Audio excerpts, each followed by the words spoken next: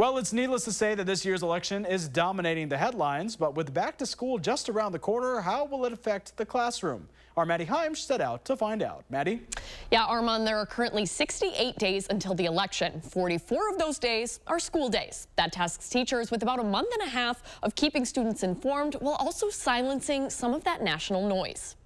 The national political rhetoric, which I think we can all agree is pretty toxic at times, and maybe not the ideal version of what we want to see in terms of civil discourse around things. Jeremy Stoddard is a professor of curriculum and instruction at UW-Madison.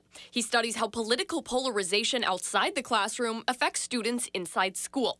Stoddard says according to his research, young people are becoming more distrusting of government, which puts pressure on educators teaching social studies, government, and civics. That's important because that's the one place where they would learn about how elections actually work, the systems that are in place, how they're kept up in terms of the integrity of the election system, and what it means to be a voter. According to a study by the Springtide Research Institute, a quarter of young people say they feel, quote, very uncomfortable speaking with adults about politics, pushing them away from being participants in democracy. Especially in a state like Wisconsin, which, you know, every election is in the thousands in terms of going one way or the other. Stoddard says the increasing polarization between parties and the spread of unverified information on social media creates a volatile environment. Educators believe courses like media literacy can help students navigate what they see online. They're really focused on helping young people find out, verified information about the major issues of the day, helping them try to figure out how candidates maybe stand on those issues,